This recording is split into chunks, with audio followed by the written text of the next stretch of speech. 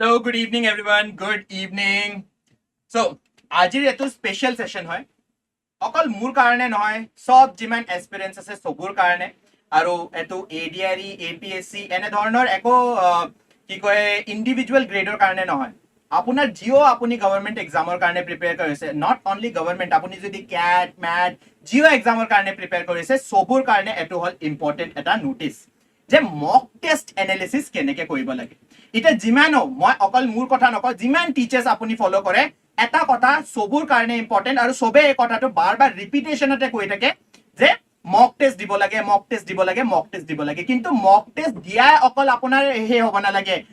যে মক টেষ্ট দি দিম হেতুৱে মোৰ মেইন এম সি মক টেষ্ট আপোনাৰ কি হয় ক্ৰিকেটৰ আগত ক্ৰিকেট মেচৰ আগত আপুনি দেখি পাইছে না নেট বিলাক দি থাকে আৰু নেট পিচেছ আপুনি গ্ৰাউণ্ডতে দেখি পাইছে সিহঁতে প্ৰেক্টিছ কিয় কৰে এই প্ৰেক্টিছ কৰে সো দ্যাট ফাইনাল গেমত সিহঁতে সেঞ্চুৰী 10 ৰান 20 ৰান 30 ৰান বা এটা উইকেট দুটা উইকেট তিনিটা wicket which ever they are trying whatever they are trying সেই বস্তুটো সিহঁতে পিচত পাৰফৰ্ম কৰিব পাৰে সো সেই পাৰফৰ্মেন্স এংজাইটিটো সিহঁতৰ একদম মেইন গেমত নাহে যি প্ৰেক্টিছ গেমত আহিব পাৰে জিও হক সেই বস্তুটোৱে আমাৰ মক টেষ্ট সেইকাৰণে মক টেষ্ট আপোনাৰ কাৰণে ইম্পৰ্টেন্ট নাও মক টেষ্ট এনালিসিস আৰু বেছি ইম্পৰ্টেন্ট হৈ যায় আপোনাৰ কাৰণে বিকজ কিছুমান ষ্টুডেন্টৰ মোৰ তাত এটাও ফোন আহি থাকে স্যাৰ মোৰ এইখিনি নম্বৰ আহিছে মোৰ সেইখিনি নম্বৰ আহিছে বাট দ্যাট ডাজ নট ম্যাটাৰ আপোনাৰ মক টেষ্টত কিমান নম্বৰ আহিছে না আপোনাৰ ৰিলেটিভে সুধিব না আপোনাৰ মা দেউতাই সুধিব না এই গোটেই ৱৰ্ল্ডত কোনোবাই সুধিব আপোনাৰ মক টেষ্টত কিমান নম্বৰ আহিছে আপোনাক সুধিব এডিআৰইত আপোনাৰ কিমান নম্বৰ আহিছে বা ডিএইচএছ ৰ পেপাৰত কিমান নম্বৰ আহিছে জেএ এৰ পেপাৰত কিমান নম্বৰ আহিছে সো সেই নম্বৰটো যদি আপুনি ইনক্ৰিজ কৰিব খুজিছে তেন্তে আপোনাৰ কাৰণে এই ভিডিওটো মই আপোনাক আনিছো ঠিক আছে now let's start with the first part mock টেষ্টৰ যেহেতু কথা পাতি আছো আমাৰ এপটো আপুনি ডাউনলোড কৰিব বিকজ জেএ এৰ মক টেষ্টটো লাইভ হৈ গৈছে আৰু দ্যাট ইজ ফ্ৰী অফ কষ্ট আপুনি একো পইচা দিব নালাগে অকল এই নম্বৰটোত এনৰোল কৰি হলে হ'ল নিজে মেসেজ কৰি দিব যে আমি জে এৰ মক টেষ্টটো দিব খুজিছো আৰু আপোনাক এনৰোল কৰাই দিয়া হ'ব আপুনি আমাৰ প্ৰথম মক টেষ্টটো ফ্ৰী দিব পাৰে now let's start with the analysis এনালিসিসৰ তিনটা পইণ্ট আছে এটা হ'ল আপোনাৰ যেটা আপুনি মক টেষ্ট দিয়ে কিছুমান কাৰেক্ট আনসাৰ দিয়ে তাৰ পিছত ইনকাৰেক্ট আনসাৰ দিয়ে আৰু তাৰ পিছত কিছুমান কোৱেশ্চন আপুনি স্কিপ কৰিছে নাও যেটা আপুনি কাৰেক্ট আনসাৰ দিয়ে না ইয়াতে ফাৰ্দাৰ এনালিসিস কৰিম কাৰেক্ট আনসাৰ দিয়ে আপুনি কাৰেক্ট আনসাৰৰ পিছতো আপোনাৰ থাকে কি কিছুমান কোৱেশ্চনত বহুত টাইম লগাইছে আৰু কিছুমান কোৱেশ্চনত তুক্কা লগাইছে নাও হেতু ইম্পৰ্টেন্ট যে মই যেটো কোৱেশ্চনত মোৰ টাইম লৈছো বহুত টাইম লৈছো সেই কোৱেশ্চনত ইমান টাইম কিয় লোৱা হৈছে ৰাইট আৰু যেটো তুক্কা লগাইছো হেতু ইম্পৰ্টেন্ট হৈ যায় যে এটো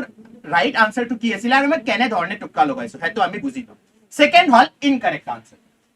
নাও ইনকাৰেক্ট আনসাৰত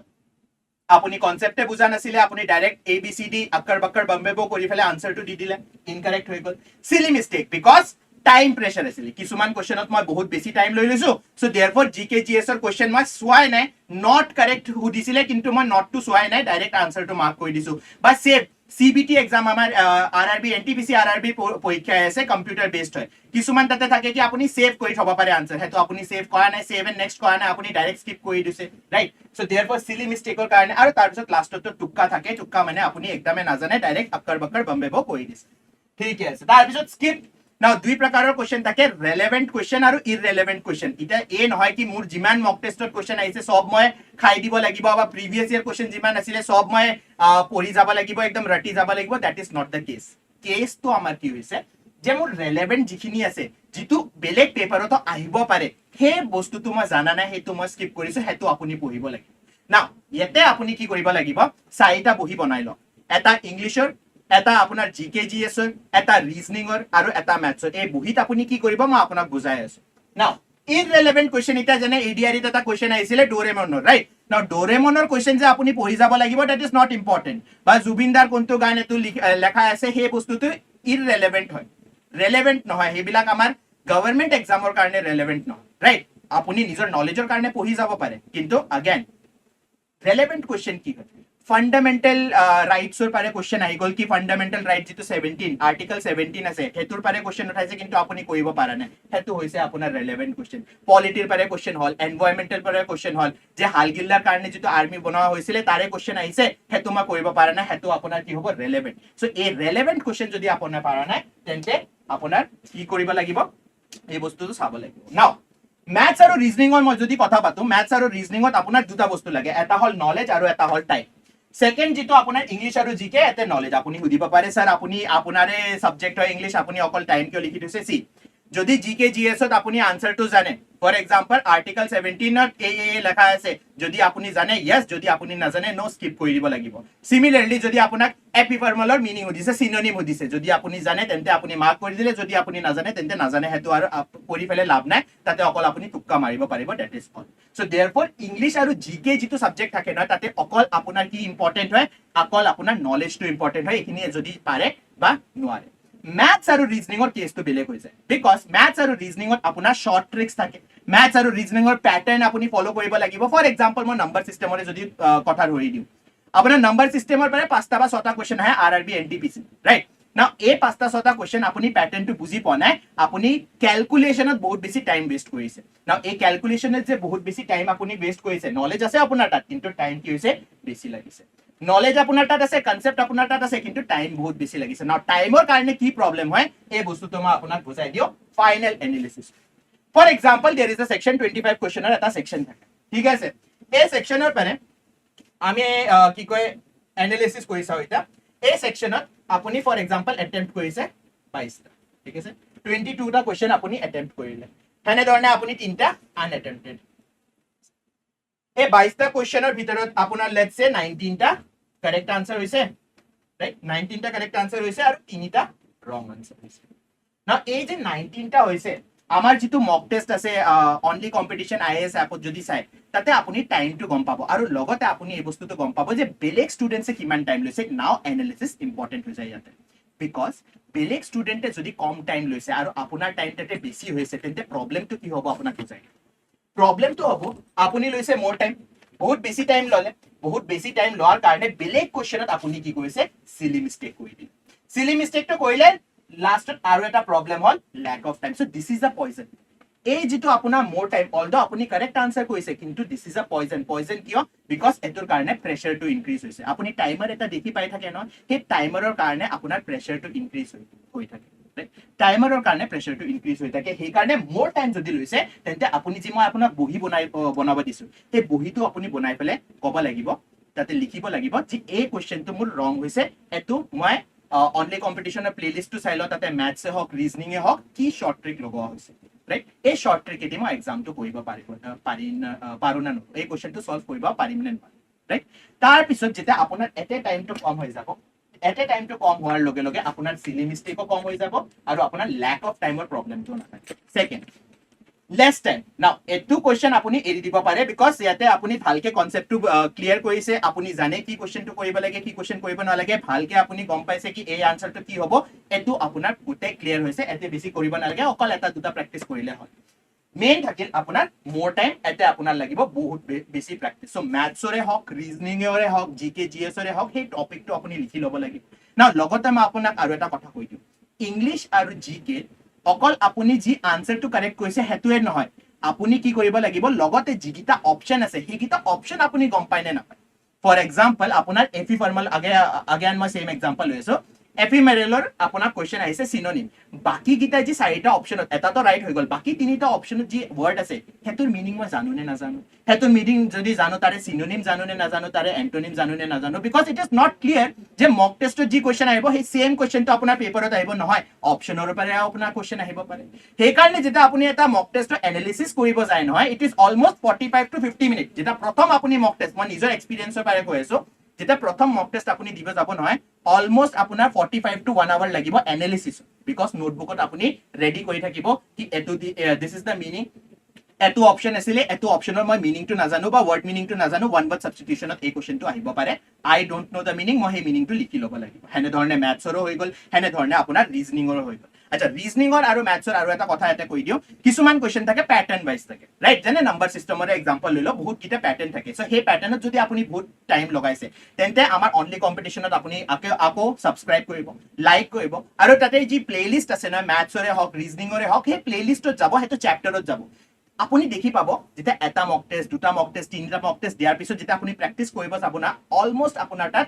100 to 200 কোৱেশ্চনছৰ এটা ব্যাংক বনি যাব আৰু যেতিয়া সেই 100 200 কোৱেশ্চন আপুনি সলভ কৰিব না তেতিয়া আপোনাৰ মাথাত এটা প্যাটাৰ্ন আহি যাব যে প্যাটাৰ্নটো তো সেমে অকল নাম্বাৰটো চেঞ্জ কৰি সিহঁতে কুৱেশ্যনটো বনাই দি আছে, তেতিয়া আপোনাৰ তাতে কি হৈ যাব, লেছ টাইমত আহি যাব। চ' প্ৰেক্টিচ ইজ ইম্পৰ্টেণ্ট, কিন্তু এনালিচিছ তাতকৈও বেছি ইম্পৰ্টেণ্ট। তাৰপিছত আমাৰ আহি গ'ল ৰং আনচাৰত গেছ আৰু চিলি মিষ্টেক। চিলি মিষ্টেকতো মই আপোনাক প্ৰব্লেমটো কৈ দিছোঁ। চিলি মিষ্টেক আপোনাৰ প্ৰব্লেম হৈছে মোৰ টাইমৰ পাৰে, যেতিয়া এইটো আপোনাৰ কম হৈ যাব নাই, তেতিয়া চিলি মিষ্টেকো কম হৈ যাব। গেছ যদি আপুনি কৰিছে, এই গেছৰ পাৰে আপুনি যাব লাগিব লাষ্ট শ্লাইডত, যে মোৰ এই যে কুৱেশ্যন কৰিছো কনচেপচুৱেলি কাৰেক্ট হয় নে নহয়, কনচেপচুৱেলি মই আনচাৰটো জানিছিলো নে জানা নাই, ৰেলেভেণ্ট হয় নে নহয়, ৰাইট? যদি ৰেলেভেণ্ট হয় আৰু ষ্টিল আপুনি পাৰা নাই, তেন্তে what you have to do, you have to study that. Again আপুনি সেই কনচেপ্টটো পঢ়িব লাগিব, again আপুনি ফাণ্ডামেণ্টেল ৰাইটছটো পঢ়িব লাগিব, again আপুনি DPSP পঢ়িব লাগিব, again আপুনি জিঅ'গ্ৰাফিৰ সেই কি কয় ক্ৰাষ্ট মেণ্টেল কোৰ, এই বস্তুতে যদি কুৱেশ্যনটো হৈছে সেই বস্তুটো আকৌ পঢ়িব লাগিব, তাৰে কুৱেশ্যনছ আকৌ কৰিব লাগিব, ঠিকে আছে? তাৰপিছত আমাৰ আহি গ'ল লেক অফ নলেজটো কৈ দিছো, লেক অফ টাইমো আপোনাৰ ডিপেণ্ড কৰে কি কয় প্ৰেক্টিচৰ লগতে। So therefore lack of time to solve হৈ যাব, লগতে আপোনাৰ silly mistake solve হৈ যাব once you solve this more time. Now question টো থাকে যে স্যাৰ মই কেইটা attempt কৰিব লাগে, when should I start attempting mock test, সেটো আপোনাক ইয়াতে কৈ দিওঁ মই। Whenever you are finished with 40 to 50% of your syllabus, যেতিয়া আপোনাৰ 40 से 50% syllabus শেষ হৈ যায়, তেতিয়া এক উইকত এটা mock test, মানে হৰ সানডে এভৰি ৰবিবাৰ আপুনি কি কৰিব পাৰে, এটা মক টেষ্ট লগাব পাৰে। আৰু মক টেষ্ট আপোনাৰ কি নেট প্ৰেক্টিচ, মই আপোনাক বুজাইছো নহয়। এতিয়া নেট প্ৰেক্টিচ তিলক বৰ্মাই একদম মেচত যাই পেলাই সি ৰিভাৰ্ছ সুইপ কৰিব যোৱা নাই, প্ৰথম সি কি কৰিছে, সেই ৰিভাৰ্ছ সুইপটো সি নেট প্ৰেক্টিচত শিকিছে। চ' দেয়াৰফৰ আই এম টেলিং ইউ যে মক টেষ্ট যি থাকে নহয়, মক টেষ্ট আপোনাৰ কি হয়, মক টেষ্ট আপোনাৰ এক্সপেৰিমেণ্টেশ্যনৰ এটা ফিল্ড থাকে। মই এই কনচেপ্টটো শিকিছিলো, মেথছৰ ছাৰে বা ৰিজনিঙৰ ছাৰে, জ্যোতিষময় ছাৰে মোক এই কনচেপ্টটো শিকাইছিলে, এই শ্বৰ্ট ট্ৰিকটো মই এটা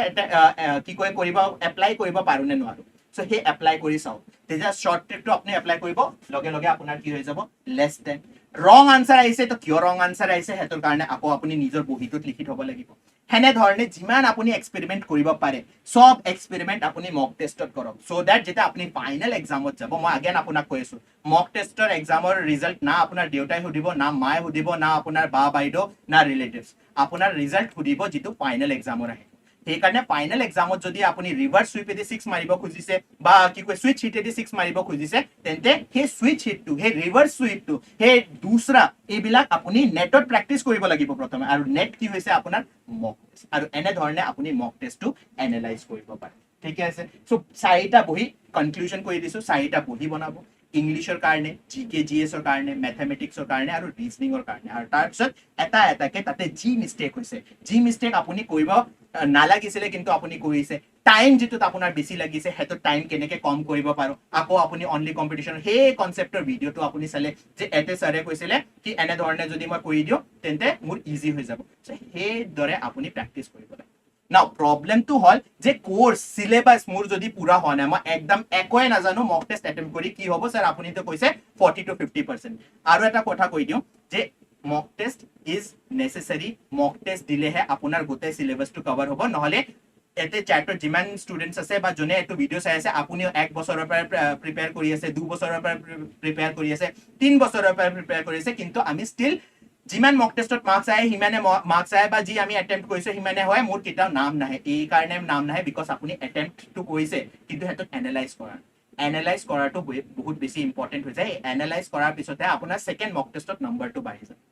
সেকেন্ডলি আপুনি যেতিয়া মক টেষ্ট এটেম্প্ট কৰিব, তেতিয়া আপোনাৰ কোৰ্সটো কভাৰ হ'ব যে মোৰ এইটো টপিক উইক হয়, মোৰ এইটো টপিক ষ্ট্ৰং হয়, চ' উইক টপিক মই আকৌ প্ৰেক্টিচ কৰিব লাগিব। কি প্ৰেক্টিচ কৰিব লাগিব, কি কৰিব নালাগে, that is important, right? So যদি ফৰ এক্সাম্পল মই আপোনাক কৈ আছো যে আপোনাৰ একদমে সিলেবাস পুৰা নাই, তেন্তে মই সেইটোৰ কাৰণে কৈ আছো চেম্পিয়ন্স বেচ আমাৰ এটা লঞ্চ হ'বলৈ গৈ আছে 5th নৱেম্বৰৰ পৰা, য'ত ADR একদম ষ্টাৰ্টিঙৰ পৰা আমি ষ্টাৰ্ট কৰিম আৰু আপোনাৰ লগত আমি থাকিম একদম টোটেল এণ্ডলৈকে আপোনাৰ লগত থাকিম। সো ষ্টাৰ্টিঙৰ পৰা আপোনাৰ ইণ্টাৰভিউৰ পৰা যিমান আপোনাৰ প্ৰিপাৰেচন কৰিব লাগে সব প্ৰিপাৰেচন আমি কৰাম অনলি কম্পিটিশনত। অফলাইন বেচ হয় এইটো। সো আপুনি যদি অফলাইন বেচ ল'ব খুজিছে গুৱাহাটীত হয়, তেন্তে এই নম্বৰটোত এবাৰ কণ্টেক্ট কৰক। আৰু সেনেধৰণে যদি আপুনি অনলাইন বেচ ল'ব খুজিছে তেন্তে ৱাৰিয়াৰ বেচ ADR এৰ কাৰণে আমাৰ লঞ্চ হৈছে, সেই ৱাৰিয়াৰ বেচটো আপুনি ল'ব পাৰে। যে আপোনাৰ একদম কনসেপ্ট ক্লিয়াৰ নাই, আকৌ পাৰা নাই, মই ৱৰ্কিং প্ৰফেচনেল হয়, মোৰ নোটছ বনাবলৈ টাইম নাই, এইবিলাক গোটেই প্ৰব্লেম আপোনাৰ এতে সলভ হৈ যাব। ঠিক আছে সো এটো ভিডিও চাব নেক্সট আপুনি যেটা মক টেষ্ট এটেম্প্ট কৰিব বা আপুনি মক টেষ্ট এটেম্প্ট কৰিছে আৰু এটা কথা মই কৈ দিওঁ মক টেষ্ট এটেম্প্ট কৰাৰ পিছত ল্যাপটপটো বন্ধ কৰি যাব নালাগে বা ফোনটো বন্ধ কৰি যাব নালাগে 10-15 মিনিট ব্ৰেক লোৱাৰ পিছতে আপুনি ট্ৰাই কৰিব হেতৰ এনালিসিস কৰিব ঠিক আছে বহুত কাম হৈ গল আজি আৰ পেপাৰ দি দিলো আজি আৰ এৰি দিও এটো নহয় আপোনাৰ হ'ব লাগিব যে মক টেষ্ট দিলো ঠিক আছে 10-15 মিনিটছৰ অলপ ৰেষ্ট ললো কিন্তু তাৰ পিছতে আপুনি এনালাইসিস কৰিব লাগিব বিকজ এনালাইসিসত বহুত টাইম লাগিছে সেই কাৰণে আপোনাক কৈছো ষ্টাৰ্টিংত আপুনি কি কৰিব এভৰি সানডে এভৰি ৰবিবাৰ আপুনি মক টেষ্ট দিলে আৰু তাৰে এনালিসিসত আপোনাৰ 2 ঘণ্টা 1 ঘণ্টা লাগিব পাৰে তেতিয়াহে লাহে লাহে লাহে লাহে আপোনাৰ যেটা মাৰ্কস বাঢ়ি যাই থাকিব আপোনাৰ টাইম যেটা একিউৰেসি আৰু টাইম দুইটাই আপোনাৰ বাঢ়ি যাই থাকিব তেন্তে আপোনাৰ কি হ'ব এই সিলি মিস্টেকস তো কম হৈ যাব আৰু এনালিসিসটো কম টাইম লাগিব With this, I will be ending this video. Thank you everyone. যদি আপুনি এতিয়ালৈকে লাইক কৰা নাই তেন্তে লাইক কৰি দিয়ক অনলি কম্পিটিশনক আৰু এটোৰ পিডিএফ এই চেনেল এই ভিডিওটোৰ যদি আপোনাক পিডিএফ লাগে কি এনালিসিস কেনেকৈ কৰিব পাৰে অনলি কম্পিটিশন এপটো ডাউনলোড কৰি দিলে হয় বা অনলি কম্পিটিশনৰ টেলিগ্ৰাম চেনেলটো আপুনি ফলো কৰি দিলে With this, we will be ending today's session. Thank you everyone and we will meet in the next. Bye.